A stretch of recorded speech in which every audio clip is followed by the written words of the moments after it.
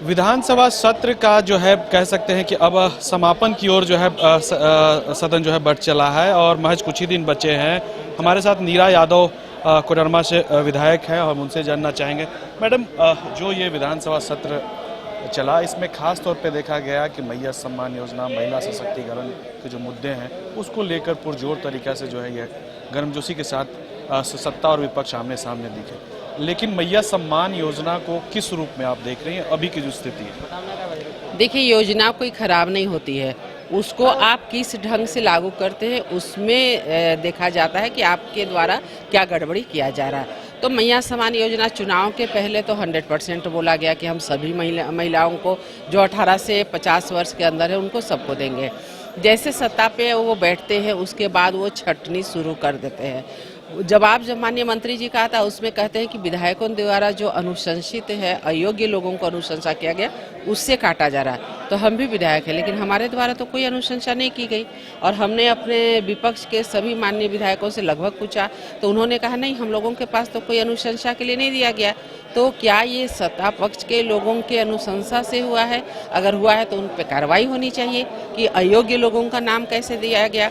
और सबसे बड़ी बात, आज बहन को बहन से लड़ाया जा रहा है।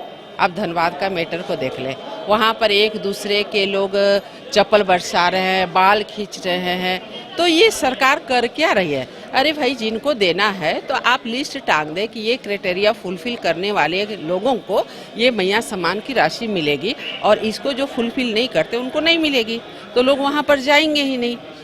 लोग अपने काम धाम को छोड़ करके जो दिनचर्या का काम करते थे, किसी प्रकार दो पैसा कमाते थे, आज लोगों का पूरा ध्यान है कि भाई मैया योजना का पैसा मिलेगा बोल करके लोग इधर उधर भटक रहे हैं और सरकार बस तमाशा देख रही है। तो इसलिए हम लोगों ने कोशिश की पुरजोर तरीके से उठाने के लिए। अब देखिए सरकार इस पे क्या संज्ञान लेती है। हमें तो लगता नहीं है कि कुछ बहुत बड़ा कदम ये सरकार उठा पाएगी, लेकिन फिर भी हम लोगों ने अपनी बातों को रखने का काम किया है कि कम से कम मैया सम्मान का जब नाम दिए हैं तो मैया पे अत्याचार ना करें। एक सवाल आता है मैडम, आरक्षण की बात कही गई थी, 33% आरक्षण की महिलाओं को किस रूप में अभी तक आप देख पा रहे हैं, चाहे निजी क्षेत्र हो या सरकारी क्षेत्र हो? देखिए, हम दूर क्यों जाए, हम विधानसभा में ही ले लें।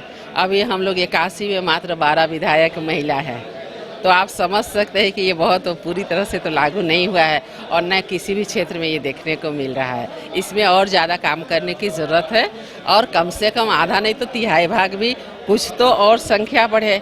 अब 81 में 12 का तो कोई औचित्य नहीं है। सवाल आता है मैडम कि आप विधायकों की बात कर रही हैं, मुख्यमंत्री की पत्नी जो है वो आ गई हैं अब उनके घर में, या फिर ये कह सकते हैं कि वो तो आरक्षण का जो क्राइटेरिया फुलफिल कर। नहीं, देखिए, जो भी हमको लगता है महिलाएं आई हैं सब अपने बलबूते पे आई है, कोई आरक्षण लेकर के नहीं आई हैं। अब हम कोडरमा से आए, हम 3 बार से लगातार जीत रहे, तो वहाँ आरक्षण थोड़ी है महिला का। चाहे तो कोई महिला जो यहाँ पर आ रही है, आपसी घर की आरक्षण की बात मैं कह रहा हूँ। नहीं, आरक्षण नहीं, जो अपने बलबूते जीत के आई है उसको आप आरक्षण नहीं कर सकते हैं। लेकिन ज़्यादा लोगों को मौका निश्चित रूप से मिलना चाहिए, जिससे कि हर जगह में आधी आबादी अपना सम्मान महसूस कर सके। नीरा यादव हैं और सीधे तौर पे इन्होंने कहा कि महिलाओं को सशक्त करने के लिए जो है ये योजना चलाई गई है और योजना कोई बुरा नहीं होता है, बशर्ते उसको लागू कराने के लिए जो है मनसा सही होना चाहिए। सहयोगी राजबलम के साथ कुंदन कुमार, न्यूज़ बाइस्कोप, रांची। बिहार झारखंड की तमाम ताजा तरीन खबरों के लिए न्यूज़ बाइस्कोप को फॉलो करें social media platform YouTube, Facebook, x और व्हाट्सएप पर।